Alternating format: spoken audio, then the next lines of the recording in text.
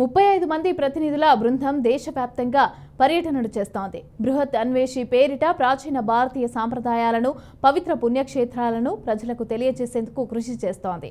ఆంధ్ర అన్వేషి పేరిట ఏపీ పర్యటనకు శ్రీకారం చుట్టింది. ఇందులో భాగంగానే రాష్ట్రంలోని ప్రముఖ ఆలయాలు సందర్శిస్తోంది.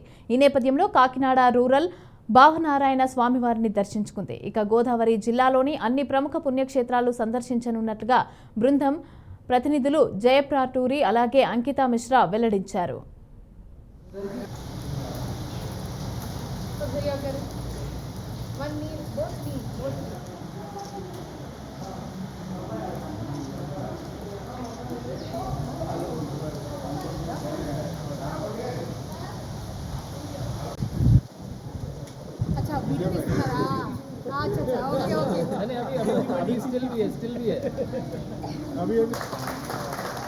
అన్వేషి అనే యాత్ర ఒక గుర్తింపు యాత్ర.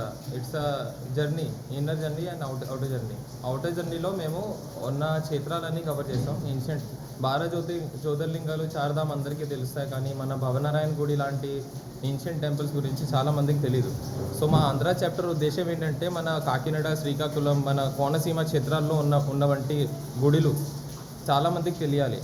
చాలామంది ఇక్కడికి రావాలి, ఇక్కడ మహత్వం ఏంటో తెలియాలి. అది దాని కోసం ఆంధ్ర చాప్టర్ మొదలుపెట్టాం. దీని ముందర మేము 5 చాప్టర్స్ క్రియేట్ చేసాం. గ్వాలియర్ చాప్టర్ మధ్యప్రదేశ్లో ఉన్న టెంపుల్స్ కవర్ చేసాం.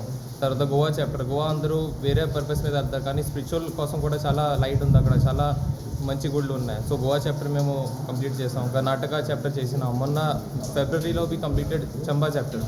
చంబా చాప్టర్లో హిమాలయన్ బెల్ట్లో, హిమాచల్ బెల్ట్లో ఉన్న టెంపుల్స్ మొత్తం కవర్ చేసి, సో ఆంధ్ర మా గ్రూప్ రావడం చాలా ఫస్ట్ టైం. 30 మెంబర్స్లో అందరూ రకరకాల ఫీల్డ్ అకాడమిషియన్స్ ఉన్నారు, రీసెర్చర్స్ ఉన్నారు, bureaucrats, ex army people, everybody is a part of our cohort.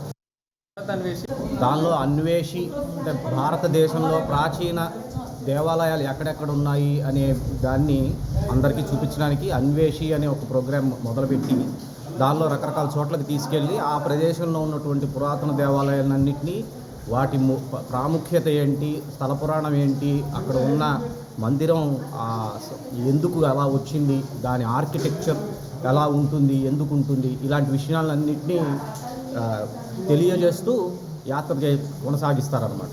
ఇప్పటివరకు నేను ఇది 4వ యాత్ర నేను వీళ్ళతో చేస్తున్నది. ఇంతకు ముందర గోవా వెళ్ళి ఉన్నాను. గోవాలో ఉన్నటువంటి 18 దేవాలయాలు చూసి వచ్చాము.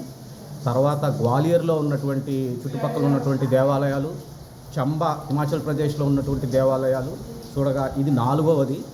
ఇది ఆంధ్రాలో ఉన్నటువంటి దేవాలయాలు, కాకినాడ మొదలుకొని శ్రీకాకుళం వరకు పురాతన దేవాలయాలు ఏవేవైతే ఉన్నాయో వాటన్నిటినీ చూసుకుంటూ బయలుదేరాము. నిన్న మొదలుపెట్టాము ఈ యాత్ర. నిన్న మేము దక్షారామం చూసి వచ్చాము. అక్కడ ఇంకొక బిక్కవోలు, దక్షారామం, అక్కడ ఉన్నటువంటి దేవాలయాలన్నీ చూసాము. ఇవాళ ఇక్కడ భావనారాయణ స్వామి దర్శనం చేసుకునే అవకాశం కలిగింది మాకు.